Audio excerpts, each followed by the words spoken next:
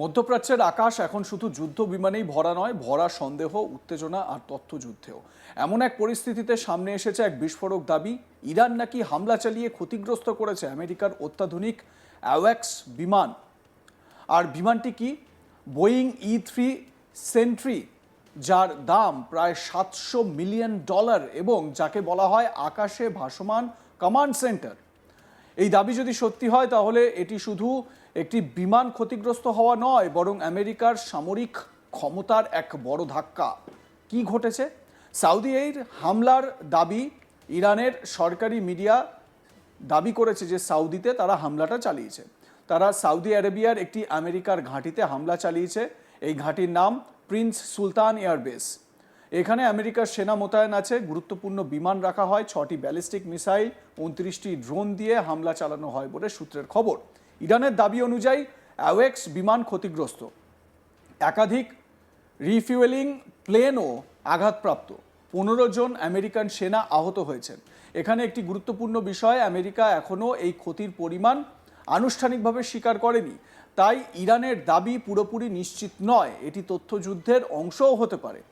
এখন আসল প্রশ্ন, এই E3 অ্যাওয়াক্স এত গুরুত্বপূর্ণ কেন? সহজভাবে বলতে গেলে এটি উড়ন্ত radar plus command centre. Boeing E3 sentry তৈরি করেছে বোয়িং।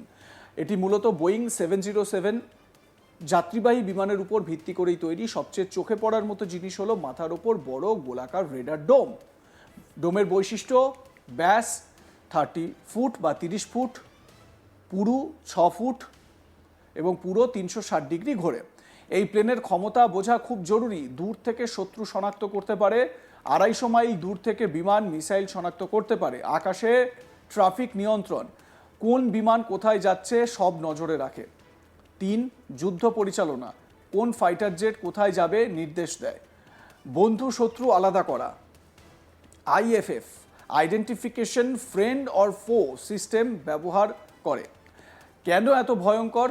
এই প্লেনকে ভয়ঙ্কর বলা হয় কারণ এটি নিজে গুলি চালায় না, কিন্তু পুরো যুদ্ধ নিয়ন্ত্রণ করে।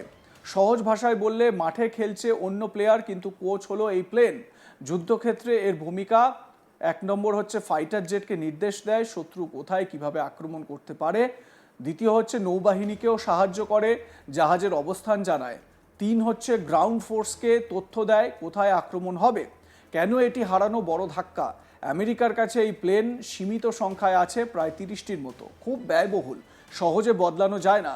যদি একটি ক্ষতিগ্রস্ত হয়, পুরো অপারেশনে সমস্যা হতে পারে। ইরান যদি সত্যি হামলা করে থাকে তাহলে কেন অ্যাওয়াক্স? কারণ এটি চোখ এবং মস্তিষ্ক, এটি নষ্ট হলে নজরদারি কমে যায়, সমন্বয় ভেঙে পড়ে। এই সংঘর্ষ এখন ছড়িয়ে পড়েছে ইসরায়েল, সৌদি আরবিয়া ও ইয়েমেন। হুতি বিদ্রোহীরাও হামলা করছে। USS ট্রিপলি, USS বক্সার মোতায়েন করা হয়েছে। E3 অ্যাওয়াক্স শুধু একটি বিমান নয়, এটি আধুনিক যুদ্ধের মস্তিষ্ক। এটি যদি সত্যি ক্ষতিগ্রস্ত হয়ে থাকে, সেটি বড় কৌশলগত আঘাত। আজকের যুদ্ধ শুধু বন্দুকের নয়, প্রযুক্তির, আর সেই প্রযুক্তির শীর্ষে রয়েছে অ্যাওয়াক্স। তাই প্রশ্নটা থেকেই যাচ্ছে, আকাশের এই চোখ কি সত্যি অন্ধ হলো, নাকি এটি শুধুই যুদ্ধের আরেকটি প্রচার? সময়ই তার উত্তর দেবে। ইরান দাবি করেছে তারা সৌদি আরবিয়াতে অবস্থিত একটি আমেরিকার পরিচালিত ঘাঁটিতে হামলা চালিয়েছে, যাতে বিশাল পরিমাণে বিমান ক্ষতিগ্রস্ত হয়েছে এবং বেশ কয়েকজন সেনা আহত হয়েছে। একই সময় ইরান, ইসরায়েল সহ গোটা অঞ্চলে নতুন নতুন হামলার খবর সামনে আসায় সংঘর্ষ আরও ছড়িয়ে পড়ছে। শুক্রবার ইরান জানায় তারা মিসাইল ও ড্রোন হামলা চালিয়েছে সৌদি আরবিয়ার একটি আমেরিকার ঘাঁটিতে। এই হামলায় গুরুত্বপূর্ণ সামরিক সম্পদের ক্ষতি হয়েছে বলে দাবি করা হয়েছে, যার মধ্যে একটি অত্যন্ত মূল্যবান airborne warning and control system বা অ্যাওয়াক্স বিমানও রয়েছে।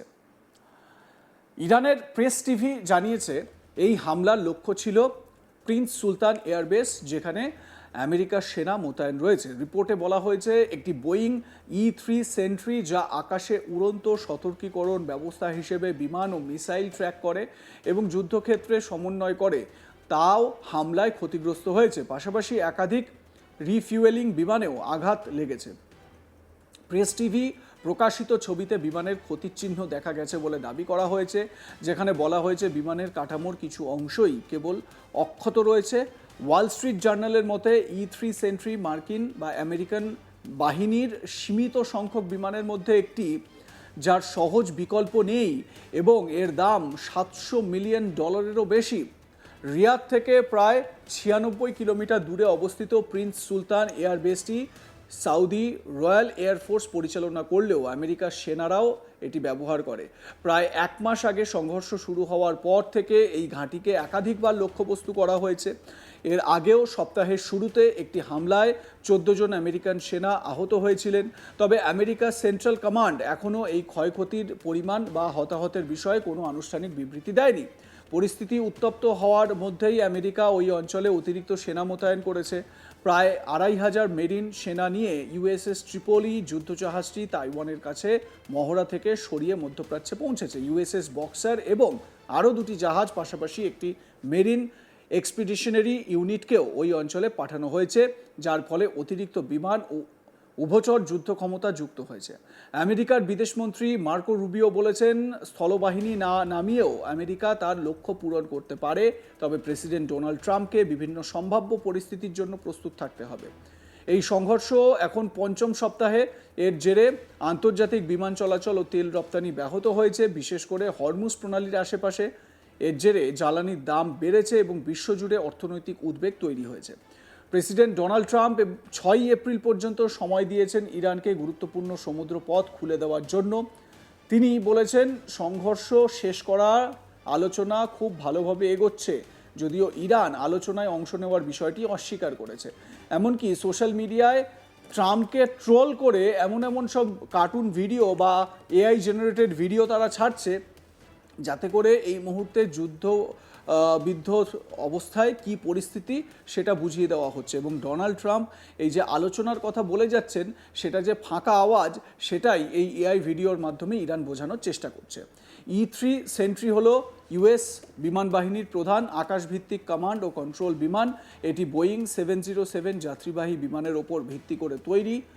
এর উপরে থাকে 30 ফুট চওড়া একটি ঘূর্ণায়মান রেডার ডোম, যা বিশাল এলাকা জুড়ে আকাশের হুমকি শনাক্ত করতে পারে। এই রেডার মাটি থেকে স্ট্র্যাটোস্ফিয়ার পর্যন্ত নজরদারি করতে পারে, স্থল ও সমুদ্র উভয় ক্ষেত্রেই। এর রেঞ্জ 250 মাইলেরও বেশি। আইএফএফ আইডেন্টিফিকেশন ফ্রেন্ড অর ফো সিস্টেমের সাহায্যে এটি নিচুতে উড়ন্ত শত্রু ও মিত্র বিমান শনাক্ত করতে পারে, যা সাধারণ রেডারের পক্ষে কঠিন। শত্রু বিমান ও জাহাজের অবস্থান নির্ধারণ, মিত্র বাহিনীর অবস্থান ও অবস্থা জানানো, তথ্য কমান্ড সেন্টার বা জাহাজে পাঠানো, প্রয়োজনে প্রেসিডেন্ট ও প্রতিরক্ষা মন্ত্রীর কাছেও তথ্য পাঠানো। এটি স্থলবাহিনীর জন্য গুরুত্বপূর্ণ তথ্য সরবরাহ করে, যেমন নজরদারি, আক্রমণ পরিকল্পনা এবং নিকটবর্তী বিমান সহায়তা।